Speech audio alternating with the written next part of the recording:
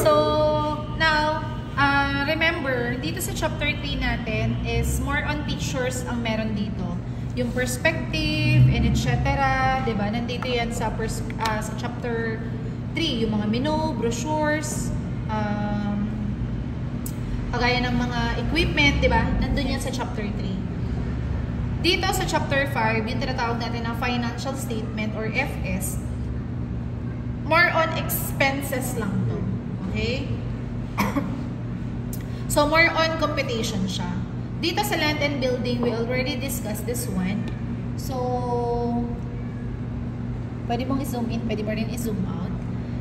So, eto yung furnitures and fixtures. Ginawan ko kasi kayo ng table na ganito. Nandito na yung formula. Pero kailangan ko pa rin siya ituro sa inyo ng mano-mano para lang at least meron kayong pinaka-basis. Oo, alam niyo kung paano siya nakuha. Baka kasi tanungin ni panelist, diba? So, ayan. Dito, furniture and fixtures. So, nandito siya, furniture and fixtures. Sino sumunod? Equipment and utensils. So, eto rin siya, equipment and utensils. Okay?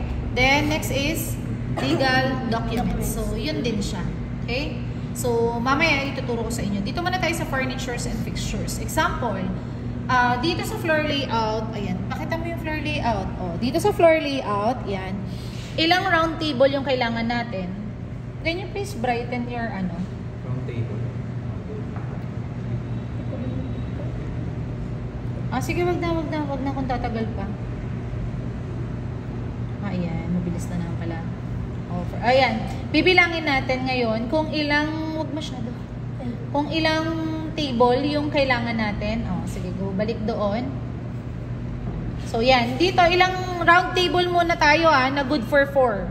1, 2, 3, 4, 5, 6, 7, 8, 9, 10, 11, 12. Balik ka dito. So, ilalagay natin dito is round dining table. Round dining table by, ilan yan? By 4. Anong sukat niyan? Paano nyo malalaman? So, pwede kayong mag-search na lang sa Google. Yeah.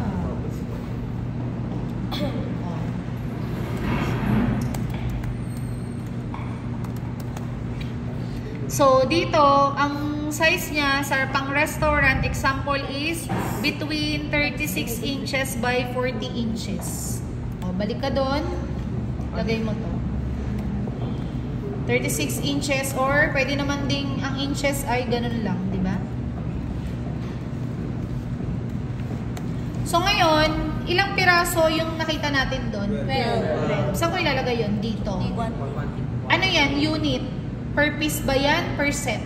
Set na lang para kasama na yung upuan. Okay? So, magkano kaya yun sa palagay ninyo? Pwede ninyong i-search sa mga supplier kung magkano. Example, ang presyo nun ay 12,500. So, automatic makukompute siya. Paano siya nakuha? Yung total cost? Unit cost times 12. Okay? So, next. Ang ano ko naman is... Okay, magmumura. I-record ko yung video. 1, 2, 3, 4, 5, 6. O, 6 na square dining table by ano yan? By 4 pa rin. O, example, ang sukat naman yan ay 30 inches by 31 inches. Kasi pag mga square, halos parehas lang yan di ba? 30 inches by 30 inches. Kailangan ko ng ilang piraso? 6. 6. Okay, 6 daw. 6. Pagod ka na, pwede mong pagpalit. 6 by set ulit.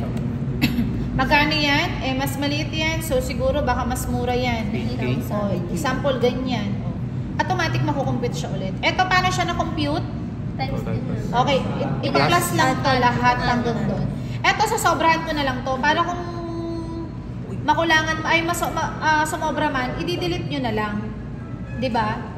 Or, kasi mahirap kapag nakulangan dahil baka hindi nyo kabisado yung mga formula in iba pang gagawin, no?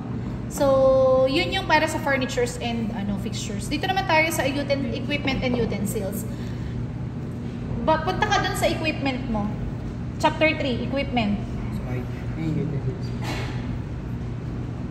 Nakikita? Okay, thank you. Ayan. O, yan, dito na. Sige lang, dyan, hiya mo na. O, halimbawa, ang nakalagay dito, microwave oven. So, dito ka na. Ayan. I need microwave oven. Ilan kailangan ko sabi sa chapter 3? 1. Magkano yan? Per piece lang yan, di yan per set ha. O example, 5,000 lang yan. O, automatic, yun na yun. O, ilan ba, meron ba siyang tagdadalawa? Meron po. Aircon. O, dito na lang muna tayo. Soda. Hindi kasi ito, materials to equipment pinag-uusapan dito ha. Soda. Stream. Ilan yan? Ano napansin ninyo? Dapat yung financial statement ng equipment and utensils tugma saan? Sa chapter 3, sa mga equipment. Okay? So, soda streamer, example, 4,500 yan. So, automatic ganun din, then mapa-plus din siya. Correct? Then, dito naman tayo sa equipment for safety and security. Siyempre, kailangan natin ng CCTV, fire extinguisher, signages. Ano pa ba yung mga kailangan? So, example, kailangan ko ng fire extinguisher ng 4 na piraso. 3,000 per isa yun. So, automatic na compute siya. So, mapa-plus na lang din siya dito. Eh, eto, saan ko nakuha? Add. Pinag-add ko to. Pinag-add ko to, tsaka to. So, to get this one, no?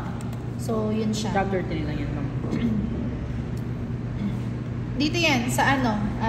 Chapter 5 to. Pero ang pagkukunan ng information, chapter 3. Ba't kasama yun mo?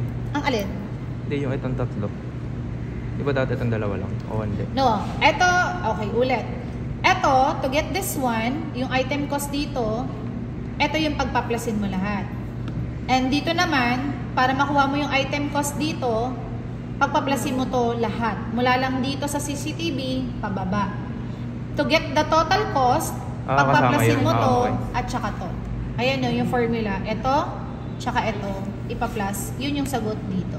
So, yun yung sa equipment and utensils, tsaka sa furnitures and fixtures.